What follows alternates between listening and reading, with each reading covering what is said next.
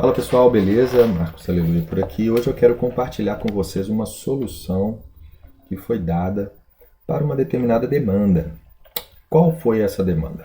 A demanda é a seguinte: Aleluia, eu preciso que na rotina de pedido de compra determinados usuários tenham acesso somente a alguns campos da tela de pedido de compras e mais nenhum outro campo. Beleza? Então olha como é que ficou. Eu entrei com o meu usuário aqui. O meu usuário já está com as restrições de campos. Então ficou assim, ó. Eu venho aqui na opção incluir. Vai abrir a tela. Vou caminhando aqui para o fornecedor. Vou selecionar um fornecedor qualquer. Vou colocar aqui uma condição de pagamento qualquer. Vou selecionar aqui um produto qualquer de teste. Aqui, segunda unidade de medida não está habilitado, não está habilitado. Quantidade, eu vou até fazer o seguinte, vou clicar aqui, ó, edição por linha, que aqui fica também melhor de se ver, né? Então, por exemplo, eu coloco aqui, ó, uma quantidade, um valor unitário, ele já gatilha o valor total. Aqui o tipo de compras, olha lá, vou colocar aqui, por exemplo, despesa. Ele não deixa eu trocar aqui, deixa eu ver. Olha lá, tento passar no campo. Aqui também não deixa. Olha lá, não deixa. Aqui ele deixa. Então eu passo, olha lá. Conta contábil. Se eu tentar, não consigo modificar, lá ele já sai do campo. Esse aqui também não deixa. Não deixa, não deixa, não deixa. Qual outro aqui que ele deixaria, né? Então, quantidade ele deixa. Preço unitário também. Despesa também deixa. Ok.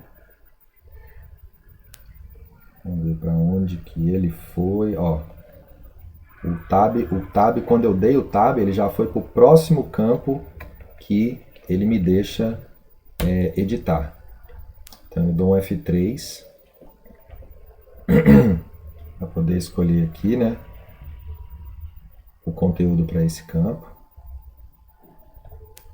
Escolho um qualquer aqui. Pronto, tab. Foi para o próximo também, olha lá que legal. Dou um F3. Dou um outro tab aqui. Projeto também ele vai deixar eu escolher. Vamos supor que eu escolho aqui, esse aqui. Dou outro tab, atividade também ele deixa. F3 nele. Confirmo. F3. E daí para frente não tem mais nenhum campo, ó. Tudo bloqueado, ó. Se eu tentar qualquer um, se eu der um Shift Tab aqui, ó, vamos ver para onde que ele parou ali, ó. Shift Tab, deixa eu ver onde que ele parou. Deixa eu ver aqui, Tab. Shift Tab foi lá para cima. Então, legal é isso, ó. Todo produto, Tab. Na descrição não pode, já para no próximo. Quantidade, preço unitário, deixa. Vou dar outro tab, ele para no próximo que pode. Ó, parou no próximo, parou no próximo, parou no próximo, próximo. E já foi. Repara que aqui ele já foi para o final, olha que legal. Se eu der um Shift Tab,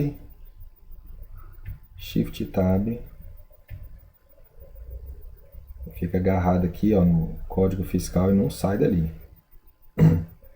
Então, somente aqueles campos é que podem ser alterados, tá? E agora eu vou explicar para vocês como que isso foi feito, tá? Então, fiz isso aqui, ok, clico no salvar, foi tudo preenchido. Mando salvar. E ele então, isso aqui é uma customização, né, que foi feita aqui. Deseja enviar o pedido para aprovação, vou dizer que sim. E o pedido então nasceu com apenas aqueles campos, né, abertos para que esse usuário específico pudesse preenchê-lo. Beleza? Bom, pessoal, agora eu quero explicar para vocês qual foi a doideira que eu pensei aqui para poder fazer isso daqui funcionar, tá? Então, olha só como que eu planejei essa solução.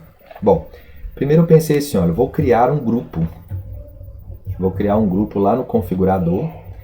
E aí eu criei esse grupo aqui chamado, e criei né, ele tem um código, né? E o grupo criado lá no configurador foi o 51. Bom, aqui nessa tela eu mostro para vocês o grupo, né, que foi criado. Então eu criei esse grupo aqui, tá?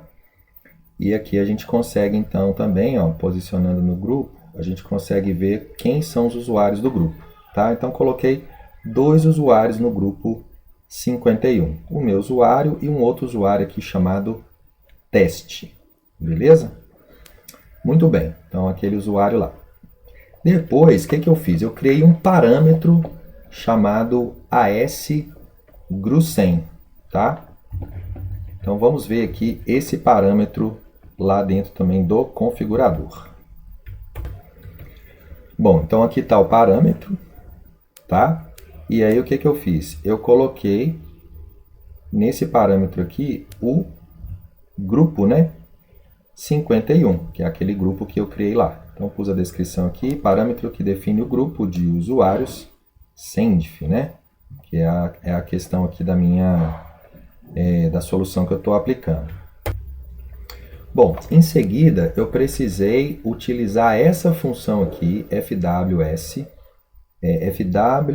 FWSF User Groups, e passei aqui, ó, a variável que tem o código do usuário logado no sistema, tá? O que essa função aqui retorna para a gente? Bom, aqui na documentação fala o seguinte, ó, caso possua um grupo configurado como priorizado no usuário, o mesmo será o primeiro no array de retorno da função, tá? Então, o que ela faz? Ela retorna para a gente quais são os grupos de um determinado usuário. Essa função retorna os IDs dos grupos de usuários que estão atrelados a um determinado usuário.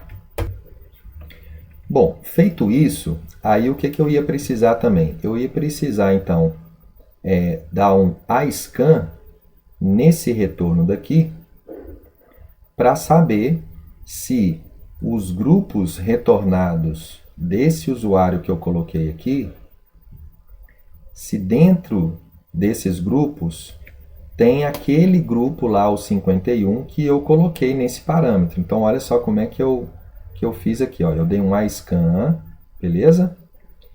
Na variável agroups.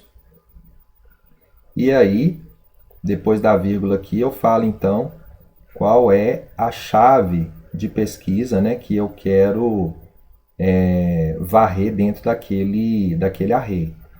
Então, é exatamente essa daqui. Ó. Então, eu estou procurando dentro da variável agroups o 000051. Esse comando aqui, pessoal, o que ele faz? Né? Vou até dar um aumentado aqui para vocês verem. getMV, nome do parâmetro, falso, conteúdo padrão. Então aqui está dizendo que ele vai procurar lá na SX6 esse parâmetro. Se ele encontrar esse parâmetro criado lá, ele vai retornar o conteúdo que ele tem lá, o X6 conteúdo dele. Se ele não encontrar esse parâmetro lá na SX6, ele não vai dar nenhuma mensagem de aviso para o usuário e vai retornar aqui, ó, o conteúdo que eu defini aqui, um conteúdo padrão, tá? Então, o que eu estou procurando dentro de agroups com o ascan? Eu estou procurando esse conteúdo aqui. Se ele encontrar, ele vai retornar um valor maior do que zero. Se ele não encontrar, ele vai retornar um valor igual a zero. Beleza? Então é isso que eu estou fazendo aqui. Bom, aqui embaixo eu até faço uma explicação. Olha, se o usuário for do grupo acima, ele não poderá ter acesso a certos campos no pedido de compras, tá? Então esse é o objetivo. Então eu vou pegar os usuários, vou colocar eles naquele grupo que eu criei, e aí a esses usuários, quando acessarem o sistema e forem lá na tela de pedido de compras, somente os campos que eu defini abertos para eles é que eles vão poder utilizar dentro da rotina, tá? Bom, aqui nessa linha 7, pessoal, o que eu estou fazendo? Eu estou fazendo basicamente o que faz essa linha aqui de cima, só que no lugar de agroups, eu estou colocando a função, né, a chamada da função aqui, porque o retorno dela vai ser um array, né? Então, em cima do retorno da execução dessa função, eu já faço a procura aqui. Então, é um jeito diferente, né, de escrever a mesma coisa. Depois, eu criei aqui ó, um outro parâmetro e dei esse nome doidão aqui para ele, ó, CVAUSEN, tá? E aí, o que vai acontecer então com esse parâmetro? Esse parâmetro, ele vai receber um conteúdo string, tá? Que na verdade é um comando que eu vou executar via macro substituição, tá? Mas lá na frente vocês vão entender qual que é a ideia aqui da criação desse parâmetro e esse conteúdo que ele vai receber. Então até coloquei aqui na frente, ó, comando que valida acesso a campos específicos na C7 do usuário lá, né, do CENTIF. Beleza? E aí aqui embaixo, olha só o que vai acontecer. Eu vou dar um getMV no conteúdo daquele parâmetro, que no caso é esse aqui. Aí ele vai retornar todo esse conteúdo aqui, né? Na forma de uma string, daqui até aqui, vai retornar isso tudo aqui. E aí a macro substituição, que é esse comercial aqui, faz o quê? Ela remove essas aspas aqui do início e do fim. E aí quando ela remove, isso aqui vira o quê? Vira um comando. E aí ele vai lá e executa esse comando, tá certo? E aí o retorno desse comando aqui vai então trazer para mim um resultado que é o quê? Verdadeiro ou falso, né? Essa igualdade aqui, uma igualdade sempre retorna um valor verdadeiro ou falso, tá? Então essa é a ideia. E aí depois eu vou também usar uma estratégia, né, que é para poder fazer a substituição, né, dos campos na X3, no X3when, e aí eu vou usar esse comando aqui de cima. Deixa eu ver se é esse mesmo. Não, vai ser esse aqui de baixo, ó. Esse aqui é o mais atualizado. Então eu vou fazer uma pesquisa, né? Vou varrer todos os campos, todos os registros, né, do SX3 filtrados pela C7, e aí eu vou varrer a coluna X3when e vou fazer uma substituição por meio desse comando aqui, ó, dessa linha 11. Também depois eu vou explicar aqui para vocês o que é cada parte, beleza? E aqui embaixo na linha 12 eu coloquei um comando, tá, que é para eu poder filtrar na SX3 apenas os campos que eu quero lá na SX3 aplicar essa validação, tá? Também vou mostrar para vocês lá. Então vamos lá. Bom, vamos começar a implementação disso aqui. Vamos lá na tabela SX3. Bom, pessoal, aqui a gente está na tabela SX3. Eu trouxe o campo when aqui para frente, beleza? E aqui eu quero então agora filtrar todo mundo que é da SC7, arquivo SC7. SC7. E aí eu vou e coloco aqui, filtrei. O que eu já tenho aqui, né? Eu já fiz aqui a implementação e coloquei esse comando aqui, ó, no X3when, tá? Então, o que eu coloquei aqui nesse X3when foi, vamos ver aqui, foi esse comando daqui, ó. O que esse comando vai fazer? Ele vai dar um getMV, vai pegar o conteúdo desse parâmetro, aí ele vai vir aqui, vai pegar esse parâmetro e vai ver o conteúdo que está lá dentro dele. Ao trazer o conteúdo, ele vai remover, porque o conteúdo dele é um caractere, tá? Ele vai remover a aspa do início e do fim, vai executar, e aí o retorno dessa execução, como eu falei, é verdadeiro ou falso. Esse campo x3when, ele habilita ou desabilita um campo para o usuário se ele tiver um conteúdo true ou falso, tá? Então, se o conteúdo dele tiver true, o campo fica aberto para edição. Se tiver falso, ele fica fechado, tá? Então, o que ele faz? Na hora que entra na tela do pedido de compra, ele é executado, tá? E aí, se o retorno da execução dele for true, o campo fica aberto. Se for falso, fica fechado. Lembrando que o que vai ser executado, né, por meio dessa linha aqui, ó, dessa linha 11, dessa linha 9, perdão, é exatamente isso daqui, ó, que a gente já viu anteriormente. Então, ele vai pegar o usuário que está logado no sistema por meio dessa variável aqui, vai passar para essa função vai retornar o grupo que aquele usuário pertence, o ascan vai varrer o retorno que essa função gerou, e vai perguntar se dentro dessa relação de grupos existe lá o 51. Se ele encontrar, vai gerar aqui um resultado o quê? Maior do que 0, ou seja, diferente de 0.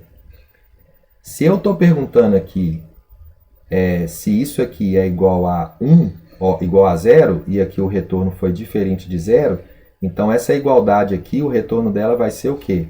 Falsa. Sendo falsa, o que vai acontecer com o campo? Ele vai ficar desabilitado. Sendo verdadeiro, o que vai acontecer com o campo? Vai ficar habilitado.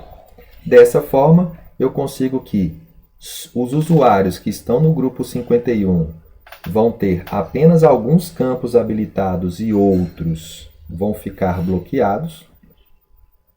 E todos os demais vão conseguir acessar tranquilamente os demais campos, porque não vai ter essa validação, tá? Então aqui, ó, em todos os campos que tiver essa validação, ele vai fazer essa checagem que eu acabei de dizer. Aqueles campos, por exemplo, o campo aqui, ó, C7 produto, aonde não tem a validação, ele fica aberto. Fica aberto para todo mundo, ó lá. Esse aqui, que é o quant, o preço. Então, se não tem nada aqui, ó, ele vai ficar aberto para o usuário conseguir editar. E os demais vão ser submetidos a essa crítica, tá? E ainda aqui, ó, eu coloquei o seguinte, aqui tinha uma validação já existente, né? Então aqui, inclusão, ele deixa o campo aberto. Mas aí eu acrescentei a minha validação, então eu coloquei um end e aí eu coloquei a minha validação. Então, para esse campo aqui, no caso, ser habilitado para o usuário poder digitar, tem que ser inclusão e também o retorno da minha validação aqui também tem que ser verdadeiro para que então fique habilitado. Beleza? Aí agora, pessoal, vem a pergunta que é a seguinte, aleluia, essa linha 11 aí, o que você fez nessa linha 11, para que você fez esse emaranhado de coisas aí? Então, vou pegar ela toda aqui, vou desmembrar ela aqui só para vocês entenderem o que foi feito. Primeiro, vocês estão reparando aqui, ó, que tem um if. Ele começa ali e termina ali. Então, vou montar esse if passo a passo, que aí vocês vão entender o que foi feito. Ó. Primeira coisa, pessoal, toda vez que vocês forem fazer um if alinhado, façam dessa maneira. Ó. If, abre e fecha, vírgula, vírgula. Se fizer montar essa estruturinha aqui, não tem erro. Vocês não vão se perder na hora de montar if. Beleza? Então, aqui vai ser a condição, a pergunta, no caso, né? Se a resposta a essa pergunta, se o retorno dessa pergunta for verdadeiro, vai executar o que tiver aqui. Se for falso, vai executar o que tiver aqui, tá? Então, o que está sendo perguntado? Está sendo perguntado isso daqui. Tá antes da vírgula. Então, vou copiar e vou colocar aqui, ó. Tuf, beleza. Aí eu estou perguntando, ó, se not empty x3 Estou perguntando se o conteúdo de x3 está vazio ou não. Se não tiver vazio, o que ele vai fazer? Vai fazer o que eu colocar aqui. Então, vai ser isso daqui, ó. Isso tudo aqui, ó. Vamos ver aqui, até chegar a vírgula. Cadê a vírgula? Até aqui, ó. Tá?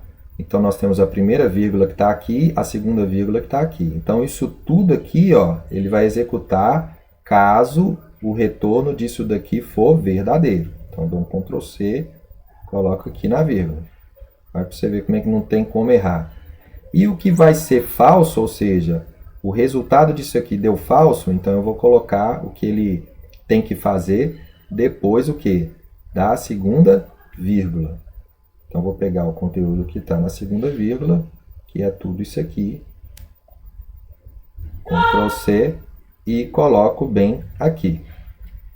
Beleza? Aí assim, então, eu montei o comando. Então tá, agora vamos entender essa estrutura aqui, ó, caso seja verdadeira. Então, vou tirar ela daqui, vou colocar aqui para baixo para a gente entender a parte.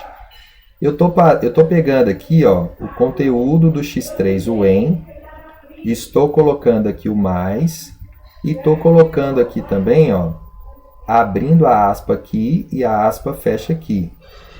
E aí eu estou colocando esse conteúdo, ó, end e depois aquele meu comando, ó, que vai daqui até aqui. Então é isso que está acontecendo. Agora, Lelu, para que você fez isso tudo aí? Vamos lá na SX3 que eu vou mostrar para vocês. Então, pessoal, vamos lá, olha só. Eu filtrei aqui um campo só para a gente poder testar aquilo ali, tá? O meu objetivo é fazer uma substituição em massa na x3 para poder colocar esse comando de validação, tá? Então, imagina, por exemplo, que aqui, ó, o conteúdo do campo está vazio, tá? O conteúdo está vazio, então significa que qualquer usuário consegue, né, lá na tela, editar esse campo, beleza? Então, se eu pegar aquele comando aqui, o que ele vai fazer? Tenho que fazer uma substituição desse conteúdo. Então, eu vou vir aqui, ó, útil, e vou vir na opção substituir. Qual é o cara que eu quero substituir? x3 Então, eu vou procurar ele aqui, x3 E aí, o que eu vou colocar? Eu vou colocar ali dentro o que eu quero, qual é o conteúdo que eu quero que ele receba. O conteúdo que ele vai receber vai ser fruto do resultado dessa sentença que eu montei aqui, ó. Então, ele vai avaliar e vai olhar primeiro o seguinte, ó, o conteúdo está vazio? Se não for vazio, ele vai, então, montar isso aqui, ó, vai pegar o conteúdo dele, mais... e vai colocar essa string aqui, ó, que começa daqui e vai até aqui. Beleza? Se ele não for vazio. Agora, se ele for vazio, ele vai colocar aqui e aqui. Beleza? Então, dessa forma, eu consigo, se o conteúdo do x3 já tiver alguma coisa dentro dele, eu acrescento ao final da linha essa instrução.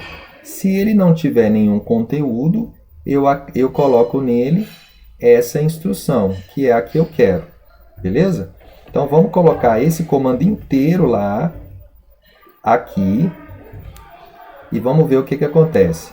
Isso daqui, pessoal, essa substituição, ela vai acontecer apenas para esse registro aqui que eu deixei filtrado, tá? Isso é uma boa dica para vocês quando quiserem fazer um teste nesse tipo, né? Quando estiverem pensando em fazer uma atualização aí em massa e tal, aqui no APSDU, filtrem um determinado registro, façam um teste ali apenas com aquele registro para vocês verem como que vai se comportar e aí depois faz nos demais, né, em massa. Então aqui, tudo beleza, vou dar um OK. O que vai acontecer? Ele vai processar, olha lá, ele fez exatamente o que eu pedi para ele fazer. Ó. Se tiver em branco, coloca só esse conteúdo aqui, que é o meu comando. Se não tiver em branco, então acrescenta ao final dele. Imagina, por exemplo, aqui, ó, vou fechar, Imagina que, por exemplo, esteja aqui igual estava lá num dos outros comandos lá. Vou dar um Enter aqui, ó. E vou colocar aqui, ó, inclui. Beleza? Aí eu vou vir aqui, chamar aqui o replace novamente, chamar o campo que eu quero, coloco o conteúdo e confirmo. Olha lá o que ele fez. Ele manteve o conteúdo que tinha e acrescentou colocando end e o meu comando. Então olha que bacana é você saber o ADVPL para usar não só lá nos seus códigos, mas também em situações dentro do Proteus que te facilitam muito a vida aqui no ecossistema Proteus como um todo. Correto?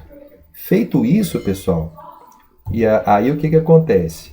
A nossa solução, né, para essa demanda, ela então está resolvida, né? Vou fazer o filtro aqui, SC7, e está aqui embaixo, ó, todos os campos, né, preenchidos, e aqueles que eu não quero aplicar nenhum tipo de validação, eu deixo ele aqui em branco ou deixo ele com o conteúdo padrão que ele possa já existir. Por exemplo, esse aqui, ó, esse aqui já tinha um conteúdo, né, já existente, então eu não coloquei a minha validação aqui no final e deixo só a validação já existente padrão do Proteus. Essa aqui também é uma outra, lá, ó, ela já tinha uma determinada validação, com aquele comandinho de substituição ali, quando rodou, ele manteve a que já existia e acrescentou a minha validação. Beleza?